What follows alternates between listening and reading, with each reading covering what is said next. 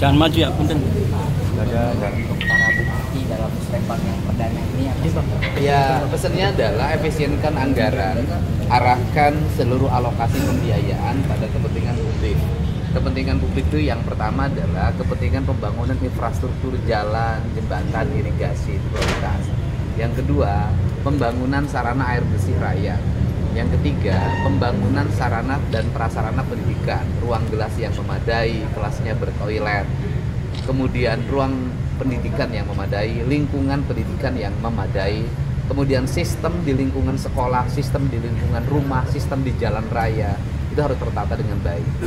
Kemudian yang berikutnya adalah arahkan pada penyelesaian problem kemiskinan. Satu, lindungi masyarakat jaminan kesehatannya manakala dia sakit. Dua, lindungi masyarakat jaminan pendidikannya, bila perlu sampai perguruan tinggi, tapi minimal sampai SMA.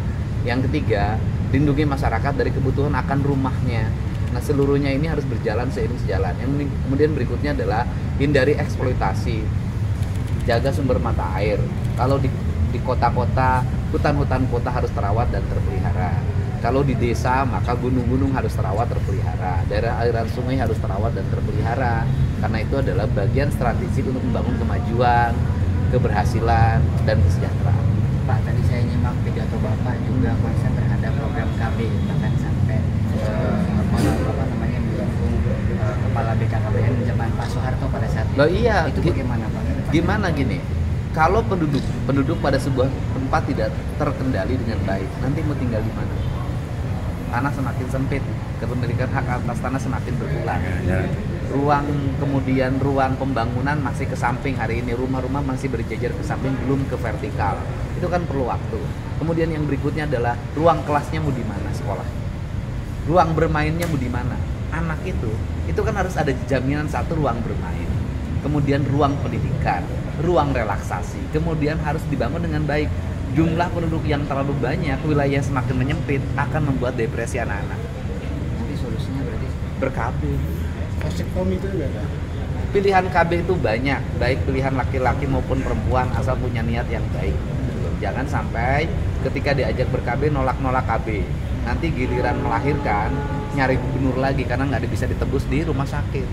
Giliran sakit, nyari gubernur lagi, nyari bupati lagi karena sakit nggak bisa terbayar. Kemudian giliran anak nakal, kemudian lukai orang, bagian gubernur lagi harus bayarin yang dilukai. Kan nggak boleh terusan begitu. Pak, soal Bapak bagaimana Pak sampai saat ini pelajar yang di Ya, mereka baik-baik saja, pertumbuhannya semakin baik, semakin disiplin, makannya semakin lahap, sudah meninggalkan kebiasaan rokok, kebiasaan minum, kebiasaan dia menggunakan game online sampai jam 4 dini hari. Mereka sudah bisa tidur jam 9, jam 10, itu pun sudah baik. Tetapi sistem itu tidak akan ada artinya manakala mereka pulang ke rumahnya masing-masing, sistem di rumahnya tidak berubah. Pak, apakah ini hanya kepada pelajar saja? Apakah Oh, ke kepada depan anak-anak semua. termasuk? Yang pertama hari ini adalah pelajar. Yang berikutnya adalah orang-orang dewasa yang kerjanya mabuk, malas-malasan, tidak mau menafkahi istri dengan baik, ya kan?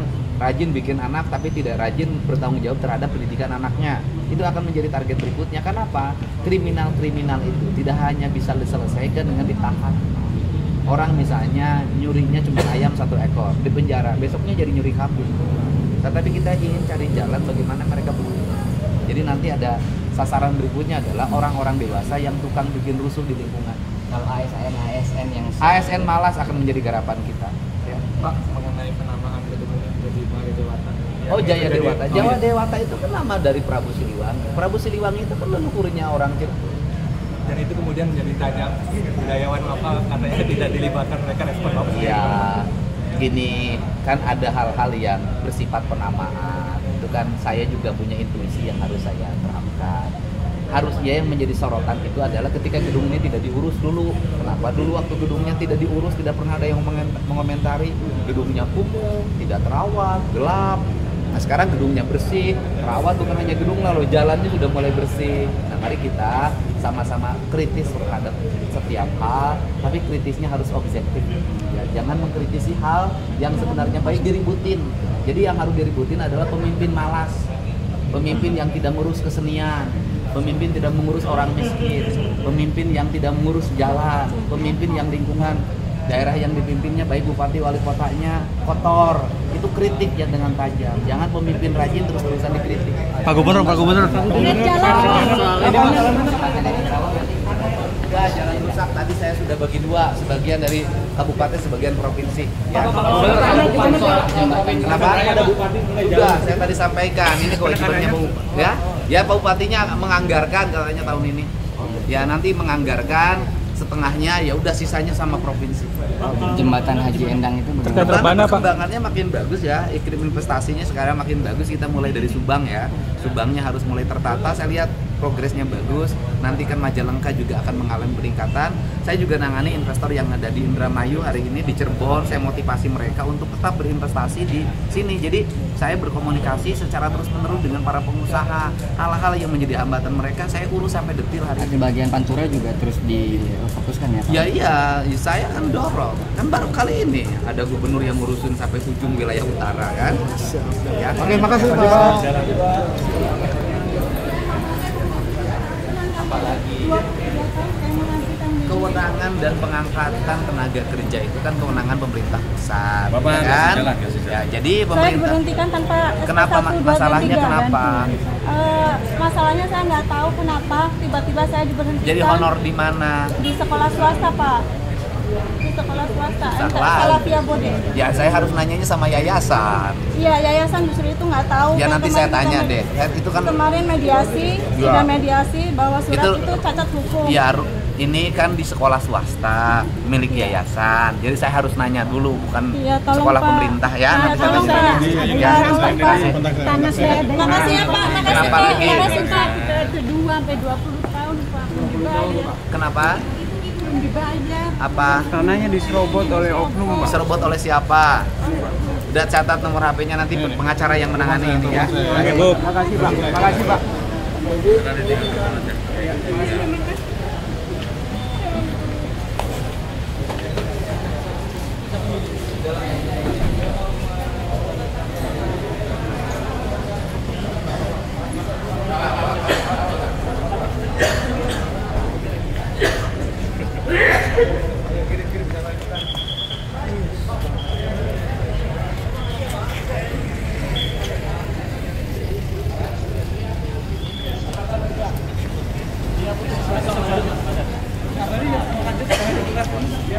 Udah ya. Makasih banget Kak. Ya udah ya seperti itu. Jadi kalau udah dicatat namanya insya Allah nanti akan ditindaklanjutin. di up nanti ini. Iya, iya. Caranya kayak gitu agar kan untung-untungannya milik-milikan ya. Alhamdulillah. Saya tuh mau mengikuti ininya akunnya. Hmm? Akunnya. Oh, Vario Channel. Oh, very. Vario Channel.